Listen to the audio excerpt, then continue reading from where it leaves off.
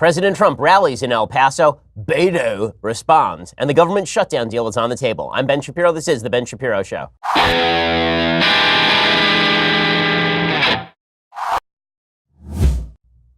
Man, I knew that 2020 was going to be great. I did not know that the circus was going to be this much fun. All 3 rings of the circus have been filled, and there are more rings to come. More candidates thinking about entering, and all of them making fools of themselves, and it's just glorious. We're going to get to all of that in just 1 second. First, let's talk about your genetic profile. We live in a world where we have access to data that gives us more personalized insights into who we are. What's more personalized than your DNA? The answer, nothing, which is why you should check out 23andMe. They allow you to go beyond ancestry to gain more personalized insights about you based on your DNA. Take the Elizabeth Warren challenge and see what your ancestry looks like and whether you are, in fact, more Native American than a United States senator. But then also make sure that you have all the information about your health and wellness. They've got things like the Deep Sleep Report that asks you and tells you, actually, based on your genes, whether you are more apt to be a light sleeper or a deep sleeper. They've got a sweet versus salty taste report, which sort of explains your sweet tooth versus your taste for salty. Saturated fat and weight report, which can tell you about how your genetics may impact your body's response to your diet. So they've got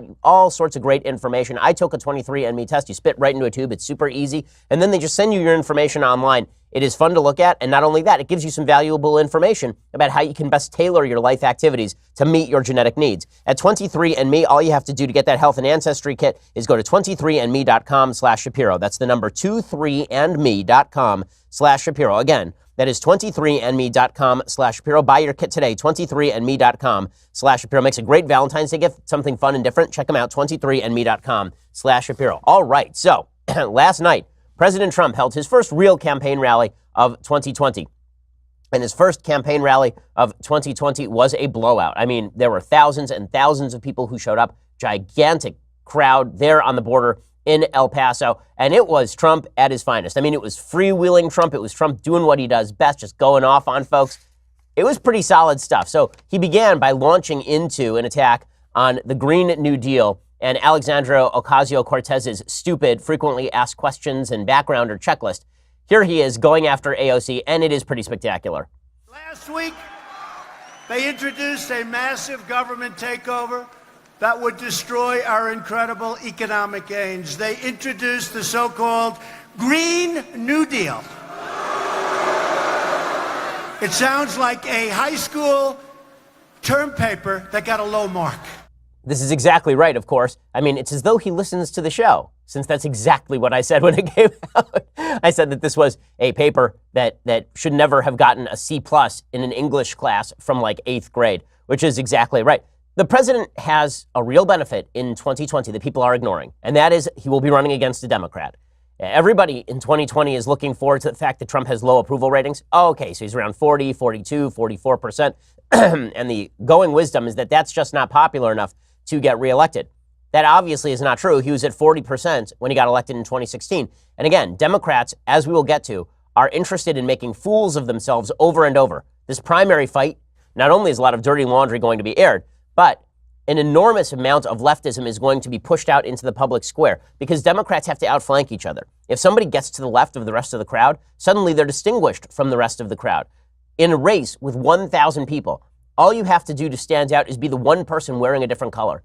And in the Democratic Party primaries, the only way to do that is to outflank everybody to the left. You can't outflank everybody to the right. You can't be the moderate in the race and somehow win this thing. The progressive base just won't stand for it, as Joe Biden may be about to learn. So that means that Trump is going to be able to run against the craziness of the Democrats. As I have said, for literally 3 years at this point, all the Democrats had to do was not be crazy, and they just can't do it. It is pathologically impossible for Democrats not to be insane at this point because Trump has driven their base totally insane. Now, does that mean they're necessarily going to lose? Should we get overconfident about this thing? No. It doesn't mean that Democrats are necessarily going to lose. Remember, Democrats thought the same thing about Republicans in 2016. They thought that Obama had driven the right so insane that they nominated a cartoon character TV show host, and then he was going to lose because the right had been driven crazy, and then Trump ended up winning. So it is quite possible for the left to be both insane and also to win. It's a risky situation in the sense that whoever is put up there for the Democrats is going to be incredibly radical, and that person does have a 40, 50, 60% shot at winning, depending on what the circumstances are. But suffice it to say, Trump is going to have a lot to run against. Well, it wasn't just Trump running against the Democrats. He also went after the fact checkers and the media. Again, well-deserved. You can keep your doctor. Remember that? 28 times. You can keep. That didn't happen. Turned out to be a lie. Hey, where are the fact checkers? You know, some of the most dishonest people in media are the so-called fact checkers. 28 times. You can keep your doctor. That didn't turn out to be what he said. They're coming for your money, and they're coming for your freedom, and it'll never happen. Okay, and that, of course, is exactly true. When he goes after the fact checkers, that is absolutely accurate. We talked yesterday about the Washington Post covering for AOC. So AOC lied about her own release of her Green New Deal backgrounder and frequently asked question. And the Washington Post refused to even give her a Pinocchio on the basis of what was an obvious lie. The fact checkers are in the Democrat camp. Trump has a lot to run on there. Trump also stood by his El Paso border remarks. There are a bunch of fact checkers who are suggesting that he was not telling the truth about the building of the border wall in El Paso. He stood by his comments anyway. I've been hearing a lot of things. Oh, the wall didn't make that much of a difference. You know where it made a big difference? Right here in El Paso. I spoke to people that have been here a long time. They said when that wall went up, it's a whole different ball game. Is that a correct statement? I don't care whether a mayor is a Republican or a Democrat. They're full of crap when they say it hasn't made a big difference. I heard the same thing from the fake news. They said, oh, crime actually stayed the same. Didn't stay the same. Went way down. Okay, so he is not wrong that crime continued to drop. The crime was already dropping by the time the border fencing was put in place. What did drop were illegal border crossings. Dan Crenshaw tweeted out yesterday a statistical chart showing that illegal border crossings into El Paso dropped pretty dramatically after the implementation of fencing. So Trump isn't totally wrong about this. Trump also had one of his famous moments. Protesters showed up, and I don't know what they think they're getting done by doing this, except for giving Trump something to bounce off of. Well, what's amazing to me is how short-sighted a lot of protesters are. You know, I've had my share of protesters at my college speeches. They come and they try to disrupt. I don't know what is going through their heads. Do they actually think they are accomplishing something good? I guess that because they are patted on the back by many members of the left, because they are seen as people speaking truth to power, that this gives them the impetus to go out there and act like fools. But all they're really doing is giving the president something to club into submission. As I've been saying about President Trump for legitimately years at this point, the man is a hammer in search of a nail. Sometimes he hits a nail, and it's incredibly satisfying. Sometimes he hits a baby, and it's a lot less satisfying. Well, when the protester shows up, they're giving him a nail that he can hit. And President Trump takes out that sledgehammer and just wails away at it. Rather than waiting online for 5 days, for 9 days, for 3 weeks,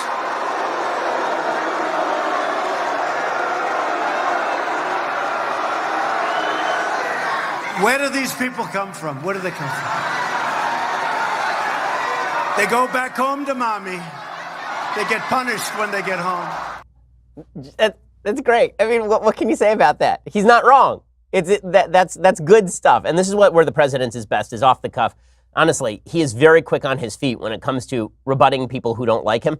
And it comes off really well in crowd settings. He also went after Ralph Northam in Virginia. Again, Democrats providing him an endless font of material. All Trump has to do in 2020 is just sit back, gather material, and then make fun of it. Really, that's all he has to do. He just has to play kind of low-rent Jon Stewart. All he has to do is let the Democrats say things, and then he just comes out and he mocks them or repeats their comments. Then the media go crazy. How could Trump repeat his comments? So Trump goes after Ralph Northam. And it's just, I mean, this is solid stuff. This is good material from the president of the United States. Listen, is it Lincoln-esque? No, but you knew what you were getting when you elected President Trump. The guy's been this way for years. Honestly, I find it rather hilarious and simultaneously off-putting when you see some of the folks who didn't vote for Trump in 2016. And I didn't vote in the 2016 election for president. When you see people who are so anti-Trump on the right that they can't appreciate the humor of what President Trump does. As though it's a brand new shock. It's a brand new terrible thing every time he does something funny. It's a brand new insult to the office. Can you get off your high horse for just a second? Barack Obama did an interview with a lady who once bathed in Cheerios. Can you get off of it? Like the office of the presidency, it's been degraded for a little while now. President Trump isn't anything new in this respect. Can you just appreciate the humor for what it is? Like instead of sitting here and being the fuddy-duddy, can you just appreciate that this is some funny stuff? Like, come on. It is. It's funny. Here's the president going after Ralph Northam, and it's pretty hilarious. So in Virginia, the governor, he's gotten a little publicity lately. I like him. Keeps us out of the papers. I like him. I'd like to find a few more guys like this one. He almost moonwalked. His wife stopped him. Darling, it would be inappropriate. I want to see somebody try and imitate Michael Jackson in the moonwalk. This would not have been a good scene. His wife saved him. Come on, that's great stuff. It's just great. I mean, look, it's true, and it's funny because it's true. He also then repeated Ralph Northam's comments about abortion, and the media went crazy. He suggested that Ralph Northam had said that a baby would be born alive during an abortion. They would keep the baby comfortable while the parents and the doctor decided whether to execute it or not. And people were like, how dare he? Ralph Northam never said that. He basically quoted Northam word for word. So this was Trump at his finest last night. If Trump does this, just this comedy routine all the way up till 2020, everyone will go home happy. The economy, if it's still good, will be good. Everybody will be in a good mood because this is some funny stuff. But he saved his best repartee for Beto O'Rourke. He saved his best stuff for Beto O'Rourke. So here's the president of the United States. Now, remember, this rally was being held at the El Paso County Coliseum, and it was also broadcast outside the Coliseum on a giant screen because there was an overflow crowd of several thousand people because it was like 45 degrees out there. But the president of the United States in El Paso, you're going to go and you're going to see it. In just a second, I'm going to explain to you what he did to Beto O'Rourke, who was holding a rally maybe 500, 1,000 feet away. I'll explain in just 1 second. First, let's talk about the best Valentine's Day gift that you can give in terms of chocolatey goodness this year. I'm talking, of course, about Sherry's Berries. Now, I had never tried Sherry's Berries. They sent over a package of kosher Sherry's Berries stuff. Oh my God. I mean, this is some of the best material ever put on planet Earth. And you can be giving some of this to your loved one this Valentine's Day for the not expensive price of $19.99. Never go wrong with their signature dipped Valentine's strawberries, dipped in milk, dark or white chocolatey goodness for any discerning palate. She will fall in love with every bite, topped with decadent toppings, chocolate chips, heart and glitter sparkles, always fresh, always tasty, always worth the wait.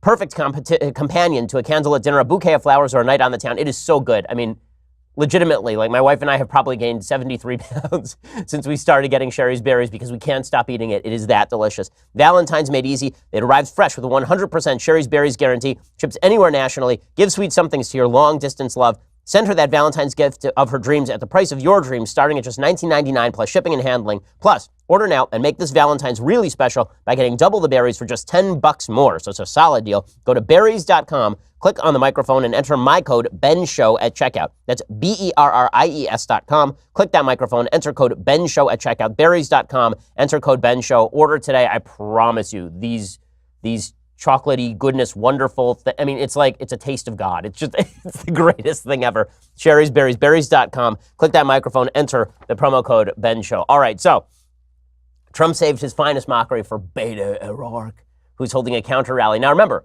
El Paso is in O'Rourke's district. So you figure O'Rourke would have drawn a huge crowd. We'll get to Beto's counter rally in just a second. President Trump spared no mockery for Beto O'Rourke, went directly at him. And yeah, come on, like, we live in a WWE world now. So you can either root for The Undertaker or you can root against The Undertaker. Okay, that's all that's going on here. And here comes The Undertaker from the top rope with the flying elbow. Go! A young man who's got very little going for himself, except he's got a great first name. He challenged us. So we have, let's say, 35,000 people tonight, and he has 200 people, 300 people, not too good. In fact, what I would do is I would say that may be the end of his presidential bid, but he did challenge it. So great. Come on, that's such good stuff. President Trump, he's a showman. He's a showman. And he's at the center of this 3-ring circus, just making Beto O'Rourke jump through rings lit on fire. It's phenomenal. It's such good stuff. So, meanwhile, Beto O'Rourke was giving his own rally.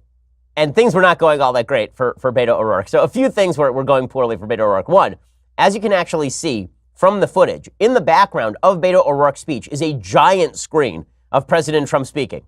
And Beto O'Rourke, he's now become a parody of Beto O'Rourke. So Beto O'Rourke has been trying to do his Obama impersonation for a couple of years now. And it was a pretty good impersonation when it was subtle. Now, he's got the whole arm waving thing, big arm motions for 2020. He's broken out the full-on marionette posture for 2020. And so he starts talking about standing for America and against walls. He is saying this next to a fence that separates his rally from the Trump rally, and also about 1,000 feet from the actual border of El Paso, which, as it turns out, is covered with a lot of fencing. So here's Beto O'Rourke railing against walls and fences. Honestly, if Democrats want to make this their run, go for it, man. Go for it. We stand for America, and we stand against walls. We know that there is no bargain in which we can sacrifice some of our humanity to gain a little more security. We know that we deserve and will lose both of them if we do. Okay, no one knows what he's talking about, but he's making big arm motions really awkwardly. So it is amazing how so many of these Democratic candidates seem somewhat attractive and interesting on first glance. And then when they give a big campaign rally, suddenly they look like parodies of themselves. We will show you the most hilarious moment of Beto's rally in just 1 second. So the funniest thing that happened at Beto's rally is that, again, he staged it too close to Trump's rally. There were like a few hundred people at Beto's rally. We still haven't seen a complete far shot of Beto's rally to see how many people showed up at his rally as opposed to Trump's. So Beto is giving his speech. And in the background, President Trump's walk-on music is drowning out Beto O'Rourke. So it literally is WWE. It's some guy in the center of the ring going, I'm going to take The Undertaker. And then it's like, whose music is that? It's The Undertaker's music. Oh, my God.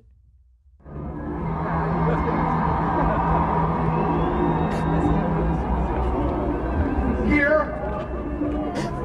in one of the safest cities in the United States of America. And the cheers are not at his rally. The cheers are from the other rally for President Trump. Now, I don't know who worked out the stagecraft for Beto O'Rourke. My goodness, guys. I recommended that Beto O'Rourke do a rally at the same time as President Trump, but not like right there with 20 of his friends. That looks not great. That turns out to be a terrible, terrible idea. Also, it's not real great when some of the people who show up to your rally are actually carrying Mexican flags. That's not particularly wonderful. People were hawking Beto 2020 buttons and holding signs, and they were selling Beto shirts. And then there were a few folks who showed up with actual Mexican flags at the Beto counter rally, which, when you're trying to make the case that you're standing up for Texas, is not actually a wonderful, wonderful idea. So a bad night for Beto O'Rourke, but that's not a great shock. The Democrats in 2020 are all struggling a little bit. So there are a couple stories about Kamala Harris that have come out today. Both of them are just glorious. Story number one about Kamala Harris, the Democratic frontrunner for 2020. We call her the Democratic frontrunner not only because she's polling pretty well at this point, but because she fulfills the intersectional checkboxes. She is black and she is a woman. That's all you need in the Democratic primary to mean that you're going to win 15 to 20% of the vote pretty much automatically, according to the new math. And I'm not saying this. 538 is saying this. Nate Silver is saying that there are actual segments of the Democratic Party that can be labeled black and Hispanic. You can just label them by race. So if you don't like me saying it, talk to lefty Nate Silver, the pollster. Okay, so here's a story that's not going to be great for Kamala Harris. It turns out that Kamala Harris, her big threat is going to come not from her right because she's too radical. It's going to come from her left because it turns out that she was a prosecutor for a long time in the state of California. Now, I think she was a garbage prosecutor. The crime rates went up while Kamala Harris was Attorney General of the state. She was actively involved in changing the language on some of the referenda in the state of California to loosen crime regulations so that people would be released from prison early and so that certain felonies would then be prosecuted as misdemeanors. She was a very, very bad Attorney General. But even being in the law enforcement system, according to the left, makes you a career narc. You are now a person who is stamped with the badge of infamy. You once worked for law enforcement. So Kamala Harris is trying to live that down by suggesting that she was a subversive narc.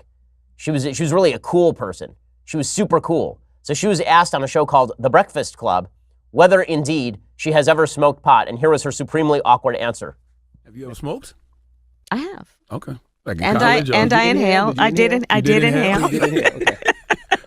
It was a long time ago. But yes. I know you have to go. They say you have to go. I just wanted to I ask. just broke news. I mean, was it in college? See, I like stuff like that. That's a real honest answer. Real. Was it a blunt or joint? It was a joint. Hey. Okay, so she's cool because she smoked pot. Everybody's enjoying the fact that Kamala Harris smoked pot and also has a really awkward Hillary-esque laugh. It is a weird, people have weird quirks. Not unique to Kamala Harris. Everybody has sort of a weird quirk. When things get awkward, how do you respond? And for Kamala Harris, she goes to her awkward laugh, which is very much like the Hillary Clinton awkward laugh. It's like, nobody said anything really funny here, Senator, but you're kind of laughing weird. That interview went on, and then things got a little dicey because it turns out she was an undercover cop. So they asked her what was playing in the background when young Kamala was hitting a joint. She said, "Oh yeah, definitely Snoop. Tupac for sure." So basically, she said the only time she smoked pot was back in college, and she was listening to Snoop or Tupac. There is only one problem. Tupac's first album came out in 1991. Snoop's first album came out in 1993. How do I know all this? Because, as you know, I'm a rap connoisseur. Obviously. No, I mean, somebody else tweeted this. Okay, Tupac's first album came out in 1991. Snoop's first album came out in 1993. Kamala Harris graduated college in 1986.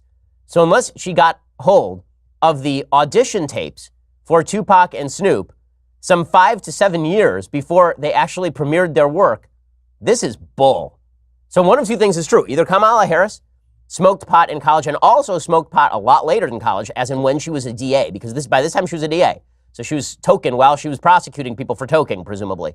Either that is the case, or she's just lying about having smoked pot. Whatever it is, as was it Comfortably Smug or David Burge, basically she's a character from 21 Jump Street. That's what she is now. I'm so cool. I'm one of the kids. Also, I'm 50,000 years old. Also, I don't remember what was playing on the radio. It was probably, she's like, when I was in college, what were we playing? It was Lady Gaga. Lady Gaga wasn't born yet, Senator. It doesn't matter.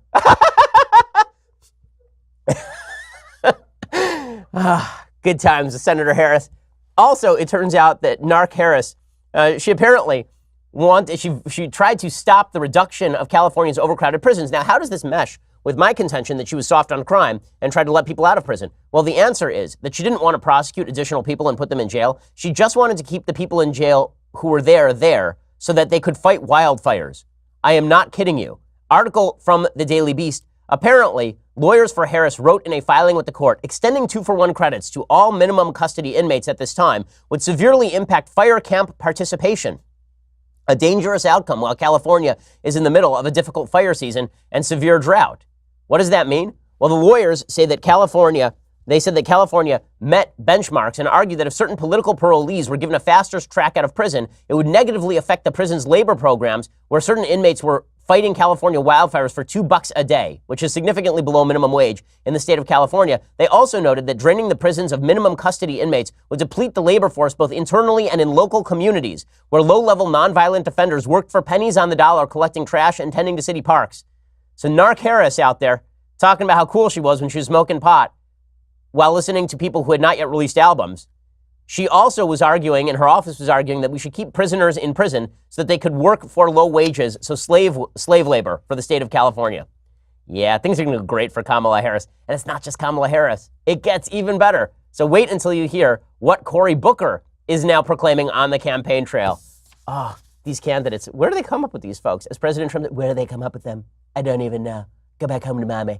We're going to get to this in just a second. First, let's talk about your Second Amendment rights. So if you love your Second Amendment rights, this is for you. Listen up. You, a law-abiding citizen who knows how to use a firearm, you're about to get 5 free chances to win a brand new AR-15. As you know, I'm a proud member of the USCCA, an organization that provides education, training, and legal protection for responsible gun owners like you and me. And they want to give you $1,000 to buy the AR-15 that you have been dreaming of. You know, the much maligned AR-15, which is basically just a normal semi-automatic rifle. If you want in, you have to hurry. And remember, you get 5 free chances to win if you act right now. Entry is quick and easy, but it's almost over. It all ends next week. Just text WIN to 87222 to lock in your entries. Oh, and as an extra guaranteed bonus, they're also going to send you a free concealed carry guide just for entering. Great information. The folks at USCCA also have tremendous educational resources, legal resources. Not only are the folks at USCCA on a mission to help every responsibly armed American protect their family with complete confidence, they love giving away free guns to those law-abiding citizens. But you are running out of time. Don't miss your last opportunity at getting the AR-15 you have always wanted. Text WIN to 87222 right now. Again, that's WIN to 87222, WIN to 87222. All right, so here's what we have learned in the past 24 hours. Beto O'Rourke is a marionette who can't draw a crowd in his hometown. Kamala Harris is a narc. And Cory Booker is Cory Booker. Because, man, Cory Booker. So, this is according to the Washington Free Beacon. Senator Cory Booker said the planet can't sustain people eating meat as the 2020 hopeful aims to become the first vegan president. Booker told the vegan magazine Veg News, which I'm sure is just riveting stuff. Like, do you open up the mailbox every Saturday to read the vegan magazine Veg News? Where you're just like, oh man, Look at that cucumber. Man, this centerfold of a salad, unbelievable. Booker earlier this month told Veg News that he became vegan after coming to the realization that eating eggs didn't align with my spirit. Weird realization. While claiming he does not want to lecture Americans on their diets, Booker said Americans need to be nudged into fake cheese because the planet cannot sustain the environmental impact of the food industry. You see the planet Earth moving towards what is standard American diet, Booker said. We've seen this massive increase in consumption of meat produced by the industrial animal agriculture industry. The tragic reality is this planet simply can't sustain billions of people consuming industrially produced animal agriculture because of environmental impact, he said. It's just not possible. Weird, because the planet a century ago had like 2 billion, 3 billion people. Now we have some 8 billion people. Most of those people are subsisting on a lot more meat than people were a century ago. Things are okay. Things are kind of okay. It turns out, you know what we're really good at doing? Growing cows, killing them, and eating them. And also they taste delicious. Now, this is coming from somebody who actually has a little bit of moral sympathy for the vegan position, or at least the vegetarian position. The position that animals have a certain level of sentience and killing them may be a morally questionable behavior. In 100 years, people may look back on us and say, wow, you were killing animals to eat them? That seems kind of barbaric. I actually have a little bit of sympathy for that position. Not enough sympathy to make me stop eating chicken or steak, but some sympathy at the very least. But Booker is doing this in the worst and stupidest possible way. He's saying the reason that you shouldn't eat meat is not for moral reasons because you have objections. You shouldn't eat meat because the planet can't sustain you eating meat. Except for, again, the population skyrocketing over the past 50 to 100 years and people eating more meat, not less. Booker says the devastating impact of greenhouse gases produced by the meat industry is just not practical. So he too, like AOC, is deeply worried about farting cows. He says the numbers just don't add up. We will destroy our planet unless we start figuring out a better way forward when it comes to our climate change and our environment. Booker said his vegan journey began in 1992 after reading Gandhi's biography. He said he wants to make the existing model of the food industry obsolete. He's going to have to come up with a better way of feeding billions of people because you know what it turns out is very, very protein intense? Meat. People need protein. If he can find a better way to generate these products, I'm all ears, man. But if you are going to talk about starving people who need cheap meat to survive because you have moral objections to cow farts, not as much sympathy. He says, you never change things by fighting what exists in reality. To change something, you got to build a new model that makes the existing model obsolete. That's the deal here. American consumers should not be told what to eat, but if you provide viable alternatives in some cases that taste even better, and if people have more information, if we consumers are informed about whatever it is, the dangers of the overuse of plastics all the way to the conditions in which animals that we are consuming are being treated. He says that his non-vegan friends love vegan foods, like his favorites, vegan pancakes and vegan stuffed French toast. He says, I've seen incredible vegan cheese shops popping up around the country, and my friends who are lovers of cheese just can't tell the difference. Okay, again, as somebody there's a pretty good vegan restaurant here in town that's kosher, and it's good. Is it as good as, the natural thing? No, it is not. You're just going to break it to you. Okay, vegan cheese, not as good as regular cheese. Okay, and I say this as a person who's constantly used to eating ersatz foods because, for example, I can't eat pork because I'm a Jew, so we have kind of soy products that substitute. I guarantee that my friends who do eat pork here, I have a feeling they might not like the soy products quite as much. So Cory Booker talking about how we all need to become vegan. So that's going to be just wonderful. So the Democrats really, are they sending their best? Apparently they are. Bill de Blasio, that crazy nut job who throws groundhogs, is headed to New Hampshire as he contemplates his run for the presidency. He's a communist, but I guess that's kind of rote at this point for Democratic candidates. He is now talking about running for president, so he's going to outflank everybody on the far left. He's actually going to launch his campaign from Cuba. He's traveling to Nashua, New Hampshire. There he's going to meet with Mayor Jim Donches and may chat with locals at a diner. I do love this stuff about presidential politics, is where we all pretend that this is what normal politicians do. That what normal politicians do is they just go to random places and stop at diners. When's the last time you stopped at a diner? Just like a random diner in the middle of nowhere. Probably not that often. Probably you have like your local eateries that you go to. But politicians apparently spend their days finding babies to pat on the head and diners to go to. I promise you, by the way, when he walks into a diner in Nashua, New Hampshire, nobody's going to know who he is. He's going to walk in, people are going to be like, who's that big geeky guy? And why is he carrying a groundhog? And why is he wearing a Che Guevara t-shirt? That's weird. On Friday evening, de Blasio will drive to Concord, where he will meet with local organizers of the group Rights and Democracy New Hampshire, which describes itself as part of a movement across the region to counter the influence of money in politics. Apparently, his people are telling the press that he wants to make sure ideas like pre-K for all, paid personal time, and mental health are on the table as Democrats debate the party's vision for the future.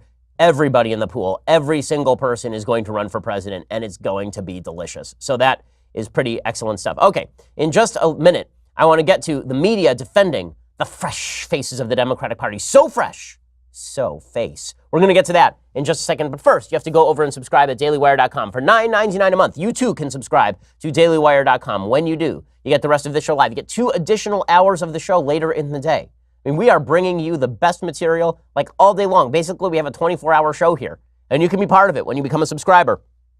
For $99 a year, you get this: the very greatest in all beverage vessels, the leftist tears hot or cold tumbler. Cast your eyes upon it and despair, as Alexander did when he realized there were no more worlds to conquer. Go check that out for $99 a year. Plus, tonight, 7 p.m. Central, the latest stop on my Young America's Foundation tour brings me to the University of Alabama. I'm going to be making the ultimate case against abortion. You're not going to want to miss that event. If you can't make it tonight, not a problem. You can also watch the speech online at yaf.org/live. So you'll be able to watch every melting snowflake in real time. The Q&A is always the best part. Again, that is 7 p.m. Central at University of Alabama. I hope to see you there. And if not, I hope you will see me later. So go check that out. Plus, subscribe over at YouTube or iTunes. Leave us a review. It always helps with our ranking.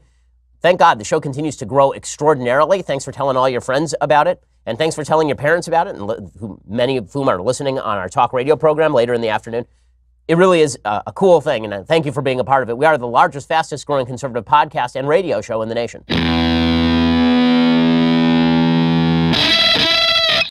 Okay, so as all of this continues, it is wonderful to watch the media defend the fresh faces of the Democratic Party. So much freshness, so much faceness.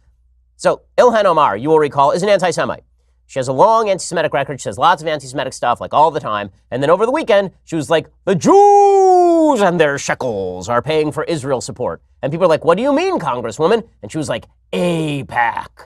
And then the Democratic higher-ups like, could you apologize for that, please? And she's like, okay, I apologize, but also the Jews and AIPAC. And then the media responded to that by saying, look, she apologized. Why can't you just leave this stuff alone? It's enough, right? I mean, come on. Leave her alone. She's a face. She's a fresh face. Come on. Well, I'm going to show you some tape of Ilhan Omar, and we will determine if she sounds truly regretful at her anti-Semitism. Going to go with no. I don't want to prejudge this for you, but I'm going to go with no. So here she was walking through Congress, and she was asked if she regrets her comments. Her answer? Not really. Is that your comments, Congresswoman? I'm pretty sure that was stated in my statement. Were you surprised by the criticism? Always surprised. Are you worried about losing committee assignments? Absolutely not. Okay, so she is an angry, angry human, right? She is very upset about all of this. Does that seem like somebody who really has learned her lesson? Or does that seem like somebody who's pissed that they were called out? Does that seem like a teenager who's pissed that their mom found the pot in the top drawer? Like Kamala Harris. It doesn't matter. She is an anti-Semite. She 3 weeks ago had to apologize for anti-Semitism. Then 3 weeks later, she had to apologize for anti-Semitism. So start your clocks now. It has been 1 day since accident. Yeah, because in 3 weeks, they're going to have to reset that clock again. Is she going to lose her committee assignments? Of course she's not going to lose her committee assignments. Steve King, the congressman from Iowa, said that white nationalism shouldn't be a term of castigation. It shouldn't be a bad term. He lost all of his committee assignments, as he should have. Republicans punished him. Ilhan Omar said the Jews are paying for support for Israel, and everybody in the Democratic Party just shrugged. Or even better, members of the left suggested that the real problem with her comments was not that she was anti-Semitic. The real problem is that it gave credence to the right, that it gave the right room to run. Michelle Goldberg, who is, again, one of the repository of intellectuals over at the New York Times, by which I mean that which intellectually swirls the drain in your toilet. So she has a piece today in the New York Times. It is called Ilhan Omar's Very Bad Tweets. Left-wing anti-Semitism is a gift to the right. I love that angle. So normally, when we say anti-Semitism is bad, usually we say it's bad because it's, bad. And so if I were to write a column about Steve King, I would say that white nationalism is bad. I wouldn't say it's a gift to the left. I'd say it's bad. It's just bad. It turns out that hating Jews, bad thing. According to the left, hating Jews only bad when you say it out loud and it backfires on you. That's when it gets kind of awkward. So Michelle Goldberg has a full column about all of this. She says, last October, after a crude mail bomb was found in George Soros' mailbox, Representative Kevin McCarthy, the California Republican, who is now the House Minority Leader, tweeted, "We cannot allow Soros, Steyer, and Bloomberg to buy this election." The tweet, since deleted, was referring to Tom Steyer and Michael Bloomberg, both of them, like Soros, Jews who are often the object of anti-Semitic conspiracy theories. Speaking on CNN, Steyer, who had also been sent a mail bomb, described McCarthy's tweet as a straight-up anti-Semitic move. By the way, it was not. Tom Steyer is a very wealthy person who gives a lot of money to politics. Michael Bloomberg does the same. So does George Soros. That is not the same thing as saying the Jews are buying support for other Jews on the basis of their Jew money, which is what Ilhan Omar said. She was saying that Jewish money stands behind support for the Jewish state. It is not anti-Semitism to say Michael Bloomberg gives a lot of money to anti-Second Amendment causes. That is a fact. It is not anti-Semitism to say that Tom Steyer spends a lot of money on environmental causes. That is a fact. And it is not a slander or an anti-Semitic libel to suggest that George Soros spends a lot of money on a lot of left-wing crazy causes. That is absolutely true. It is, however, a lie to suggest that Jewish money is behind American support for Israel. That is not true in the slightest. Nonetheless, Michelle Goldberg is very angry against Republicans because, after all, when Ilhan Omar, a Democrat, says something bad about Jews, you obviously have to talk about Kevin McCarthy. She says it would have been easy enough for either Omar or Rashida Tlaib to point out McCarthy's cynical hypocrisy. Instead, Omar responded with a blithely incendiary tweet quoting Puff Daddy's ode to the power of money. It's all about the Benjamins, baby. When an editor at The Forward, a Jewish publication, asked who Omar thinks is paying American politicians to be pro-Israel, she responded, AIPAC. Consciously or not, Omar invoked a poisonous anti-Semitic narrative about Jews using their money to manipulate global affairs. I do enjoy the consciously or not addendums here. It's funny how people on the left will immediately apply those adjectives and modifiers to situations that are clearly conscious. Ilhan Omar knows exactly what she is saying. As I mentioned on yesterday's radio show, Ilhan Omar is scheduled on February 23rd to speak alongside an actual terror supporter. I mean, this is not a person who is a babe in the woods when it comes to these subjects. In 2013, she gave an interview where she laughed about Hamas and Hezbollah alongside a host who calls Israel the Jewish ISIS. So Michelle Goldberg says, on Monday afternoon, Nancy Pelosi and the rest of the House Democratic leadership rebuked Omar and called on her to apologize for her use of anti-Semitic tropes and prejudicial accusations about Israel supporters. It was a depressing fall from grace for someone who just a few weeks ago was feted as a pathbreaker, a refugee from Somalia who, alongside Tlaib, rose to become one of America's first two Muslim congresswomen. Omar herself has been subject to vicious Islamophobic smears. Yes, she's the real victim here. Then she says, the real problem is that because Ilhan Omar said something anti-Semitic, she has now undercut the anti-Israel case. She says, in truth, while AIPAC's influence is extensive, no one needs to pay off conservatives to make them support Israel. Evangelicals, a far bigger constituency than American Jews, tend to be pro-Israel for religious reasons. Not long after Pelosi's statement, Omar released one of her own, apologizing unequivocally. Personally, I'm happy to accept her apology. Oh, are you? There's a giant-ass shock. That is a huge shock that Michelle Goldberg is willing to accept a completely insincere apology from a member of her own political caucus. Partisanship, hell of a drug. She says, progressive American Muslims and Jews should be natural allies. Our mutual future depends on deepening this country's embattled commitment to multi-ethnic democracy. Prejudice helps bind the modern right together, but unchecked, it can rip the left apart. So she's very upset that Ilhan Omar exposed the rifts inside the intersectional coalition. Instead, Ilhan Omar should be anti-Semitic, but quietly. That'd be the best thing. If she could, take that anti-Semitism and shove it back into the anti-Zionism, anti-Israel box, then we can all pretend that they're not anti-Semitic. They just don't like Israel. But they like Jews. They just don't like Israel. Or the people who live in Israel, who happen to be Jews, because it's a Jewish state that shouldn't exist because of the Jews. So, very solid stuff there from the media. That is not the only media defense of the fresh faces of the Democratic Party. Best headline of the day. Okay, so here's the best headline of the day. This one comes courtesy of the New York Times. I do love it so. Ocasio-Cortez team flubs a Green New Deal summary, and Republicans pounce. Yes, I wish I could buy stock in particular words. If I could buy stock in pounce, I would have bought stock in pounce like 3 years ago, and man, I would be a wealthy man today, because the Democrats have such supporters in the media. Every time the Democrats make a mistake, the story is Republicans pouncing. They're like young Simba in The Lion King. Pounce. Just out of your pounce. It's amazing. All of these evil, terrible Republicans pouncing on Democrats for their support of infanticide and racism and blackface and anti-Semitism. Why won't these Republicans stop pouncing on innocent Democrat infanticidal maniacs? Why won't they just stop their pouncing? The real problem here is the pouncing, obviously. Now, I assume the editors at the New York Times must know what they're doing here. I assume they know that they're just tweaking people on the right. If so, it just demonstrates their insane bias even more. If not, then their bias is bad enough. But if they know what they're doing, it's even worse. Ocasio-Cortez team flubs a Green New Deal summary and Republicans pounce. Coral Davenport reporting for the New York Times. Days after introducing her Green New Deal, a plan to combat climate change that has won the endorsement of several Democratic presidential candidates, Representative Alexandria Ocasio-Cortez found the proposal enmeshed in confusion when her staff published a summary that included provisions not endorsed by the candidates. Okay, a couple of things to note here. The FAQ and background check, the backgrounder and the frequently asked questions document was posted about 2 days before the Green New Deal resolution hit the floor of the subcommittee in the House.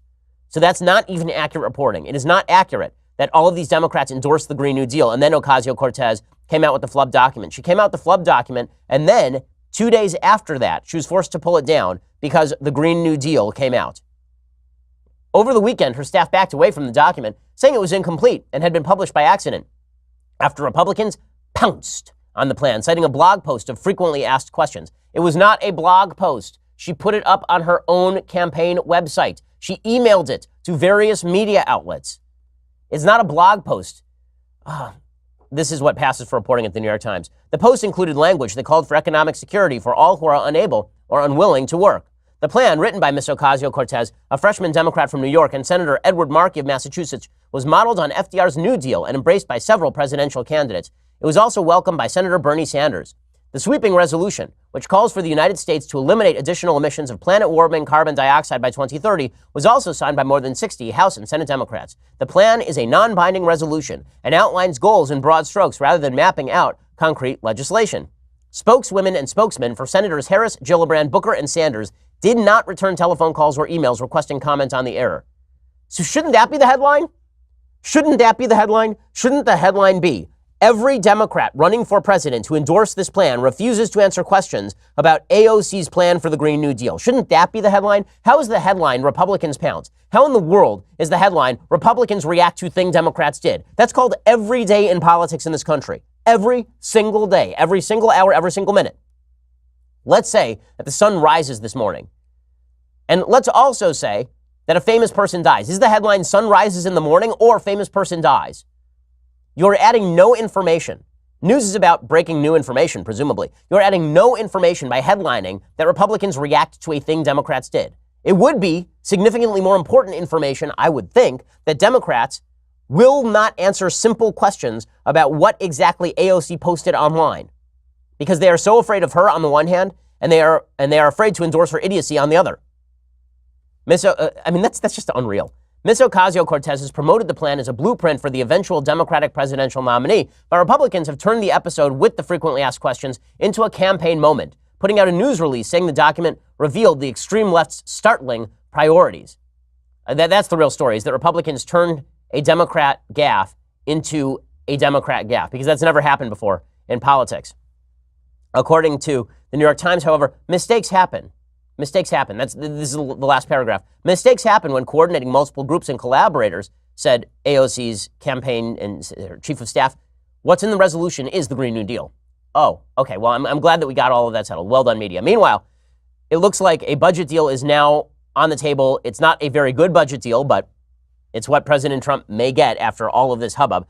According to the Associated Press, 3 people familiar with Congress's tentative border deal tell the Associated Press that the accord would provide $1.375 billion to build 55 miles of new border barriers. That is well below the $5.7 billion President Trump demanded to build over 200 miles of wall along the Mexican boundary. Apparently, the money will be for vertical steel slats called bollards, not a solid wall. Democrats dropped their proposal to limit the number of detained immigrants caught inside the U.S. to a daily average of 16,500. Republicans opposed that demand. There is currently no such limit. Instead, bargainers agreed to fund 40,520 beds to detain immigrants entering or in the United States illegally. That is the same number funded last year, though the actual figure held is around 49,000. So in other words, after all of this, President Trump is not going to get any more money than he would have gotten in the original budget that was presented to him by the Democrats, which included $1.3 billion to build whatever he wanted. I mean, it was just funding for border security.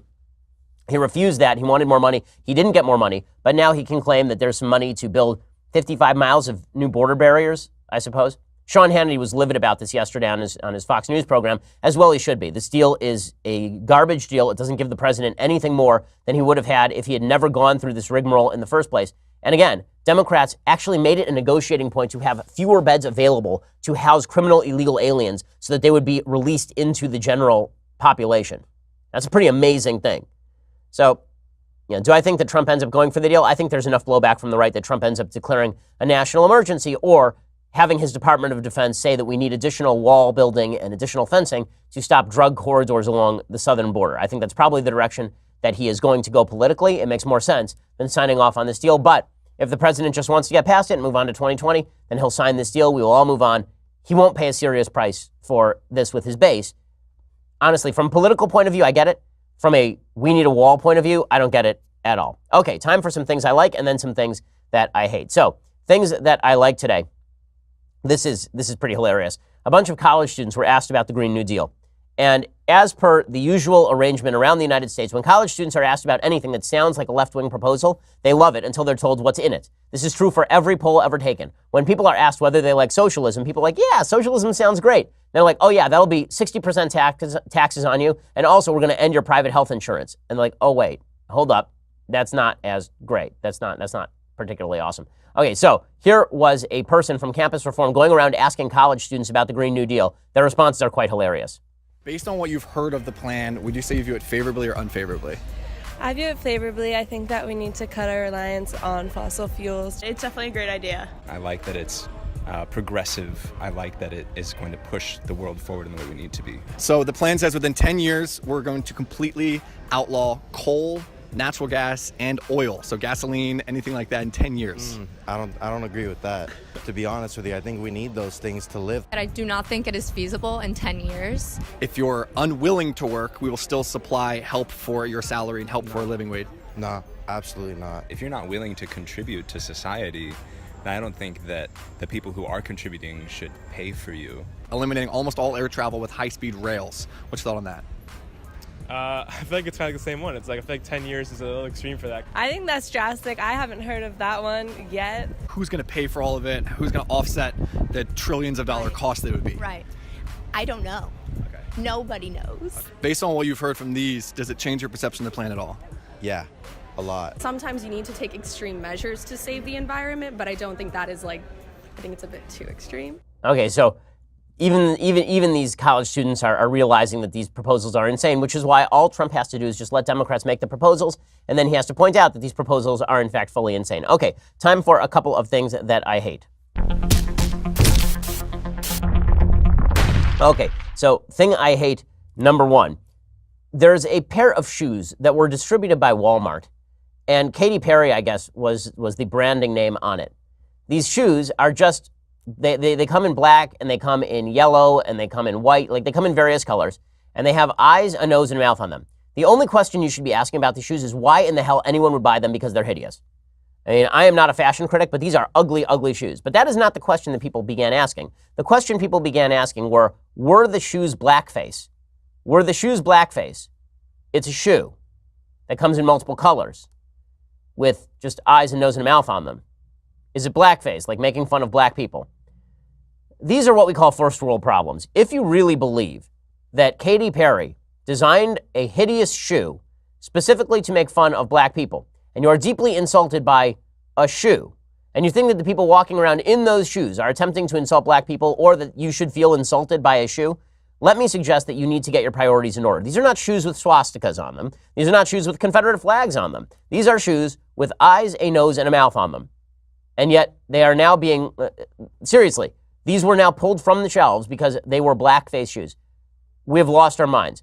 In similar news, hilariously, there is a shirt that was available at Bloomingdale's that said on it fake news. And our journalistic firefighters rushing to the site of the fire to fight those fires every day. They rushed to the site of the fire where they proceeded to say that those fake news shirts had to be taken off the shelves because if journalists stand for one thing, it's freedom of speech. That's the thing they stand for.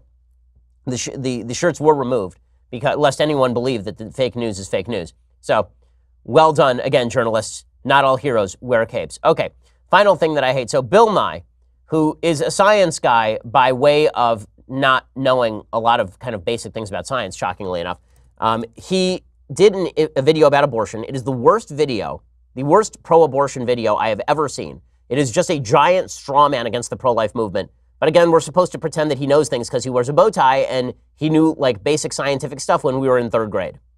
When it comes to women's rights with respect to their reproduction, I think you should leave it to women. She has rights over this, especially if she doesn't like the guy that got her pregnant. Like, she doesn't want anything to do with your genes. Get over it. If you're going to say when an egg is fertilized, it's therefore has the same rights as an individual, then whom are you going to sue? Whom are you going to imprison?